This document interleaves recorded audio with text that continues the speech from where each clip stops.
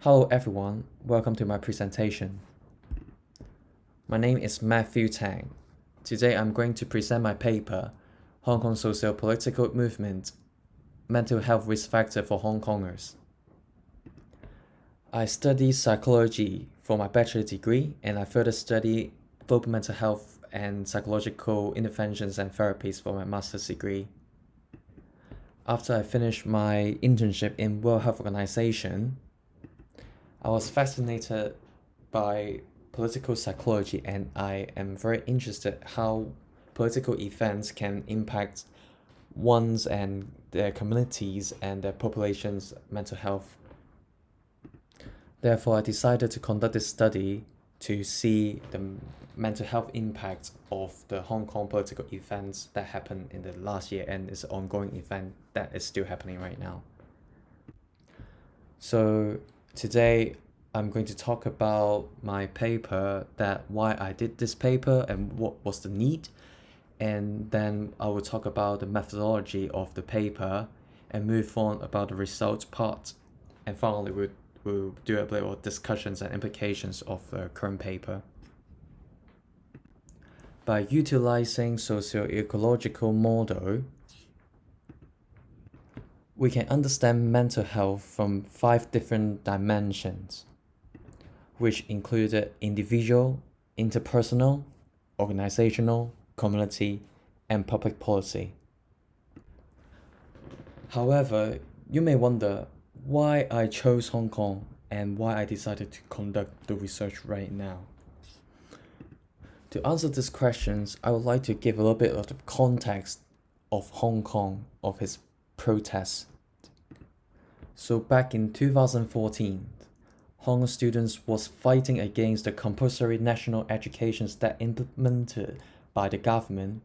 It was also called Umbrella Revolution.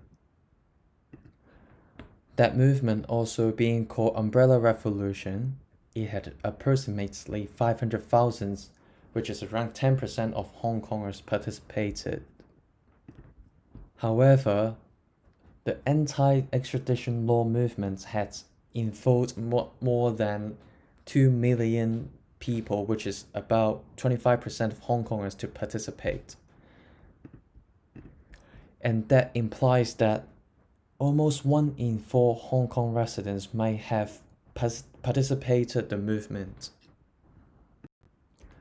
This demonstrations is almost the most massive scale, the biggest and international-wide movement in Hong Kong's history. Therefore, it provides an unique opportunity for psychologists to study how these political events can impact on Hong Kongers' mental health. Associated with the political unrest in Hong Kong was political violence and police brutality, which are the experience that can constitute trauma exposure and increase the PTSD symptoms with those involved.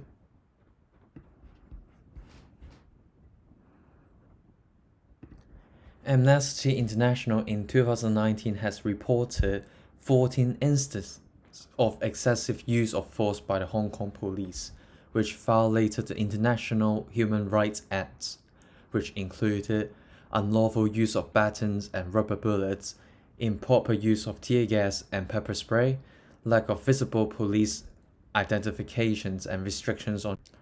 The present study also interested in the nature of the movement and its impacts on the mental health. We're interested in how the feelings of guilt and shame may extend to the overseas Hong Kongers and those involved in the organizing the political protests but not present at the rallies physically. Let's take Yong Mo and Wo Lei Fei as an example. In Hong Kong, there are segments among the protesters who serve on the front line and clashed with the police are Yong Mo. And the most substantial part of the demonstrator are the Wo Lei Fei, who do not confront the police but are responsible for logistics support. Therefore, Yong Mo often face severe charges when they get arrested by the Hong Kong police. The feeling of guilt and shame may be induced under this situation as Wo Fei and overseas protesters may feel performance guilt. For example, I should have done better or been there after the mass traumatic events. Other than that, the nature of Be Water, which refers to the leaderless and fluid social movement, it always allows every individual to engage into the movement. The leaderless movement directly increases the engagement of the Hong Kong populations into the movement with extensive use of social media such as using Telegram and the local forum called LIGHA. Protesters using these tools to helping the movement to become successful. However, it also exposed the participants and the protester into greater exposures to the political events, to social medias, and which also has the possibility that associated with the depressive symptoms. Although the current DSM-5 has included witness trauma as a form of trauma exposure, it does not really include people who witness the trauma at a distance or through social media. And to date, there are no such study on the impact of the Hong Kong socio-political events on PTSD within the populations, both on site and or people who are living abroad. Therefore, this study is aiming to fill the gap in the literature. We have three main hypotheses in this study. The first one will be the local Hong Kong people residents who participate in the political activities will show significantly higher scores in the PTSD symptom scales than people who are living at a distance. And the second hypothesis will be a high guilt and shame proneness score, and COVID-19 worry score will increase the PTSD score. And lastly, the frequent user of social media to experience the Hong Kong political events will show higher scores on the PTSD scale than those who do not use social media. To carry out this research, an online quantitative survey has been developed by using online survey platform. Participants over 18 years old and having Hong Kong backgrounds has been recruited. Hong Kong background means Hong Kong resident or have been living in Hong Kong more than 6 months in the past after 2014. Advertisements that included QR code to access to survey has been created and circulated on different social media such as Twitter and Facebook. Total number of 256 participants have been recruited and 185 participants has remained and included after data cleaning procedure. The survey has included 5 different instruments. The first one is the political activism scale, social media activity, guilt and shame proneness scale, life event checklist, and PTSD checklist for DSM-5, and lastly, to include the COVID-19 worry scale as well. To summarize the findings, we find that there was no significant difference on the PTSD score between Hong Kong people who live in UK and the people who lives in Hong Kong. However, there was a significant difference in the subscale of the guilt and shame proneness scale. The negative behavioral evaluations and negative self-evaluations were higher among the participant who lives in UK than the one who lives in Hong Kong.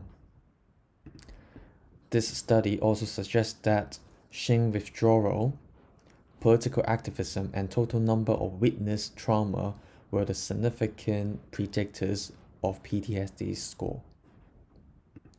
Lastly, higher social media activity did not suggest the higher score in PTSD. It was very interesting to see that there was no significant difference on PTSD score between the people who lives in Hong Kong and people who live in UK. However, there may be several reasons that can provide some insight into this matter.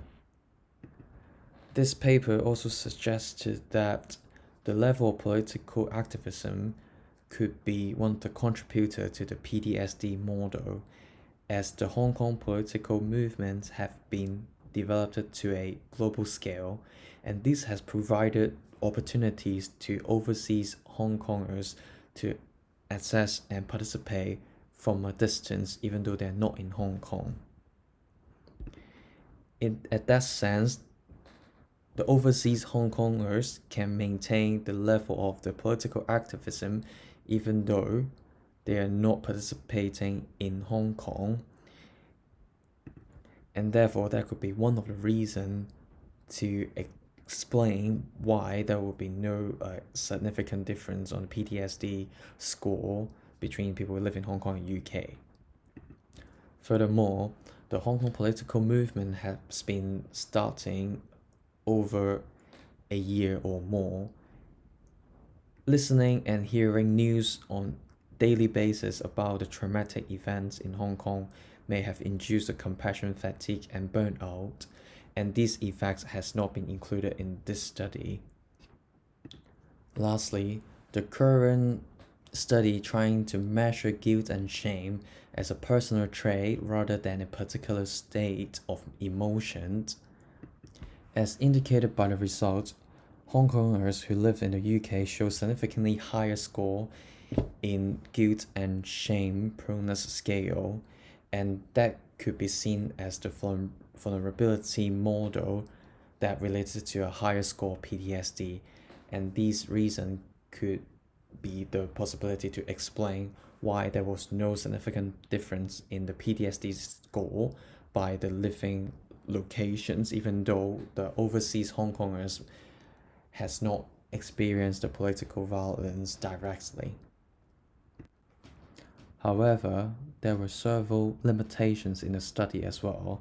First of all, the political movement is a very dynamic and still an ongoing event. So by using self-report measurement, and this is a cross-sectional quantitative research, and this may not be the best way to capture the full picture and the context of the movement.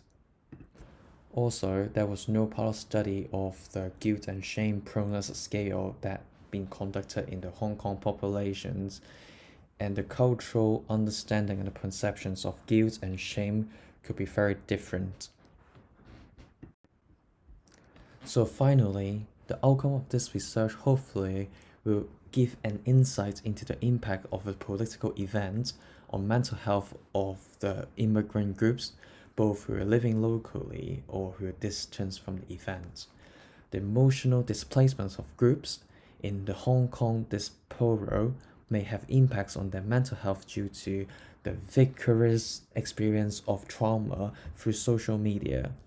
This has been very little study, and the issues of emotional geographic in terms of where people feel they belong needs to be considered by the mental health professionals in UK when they're working with the immigrants groups.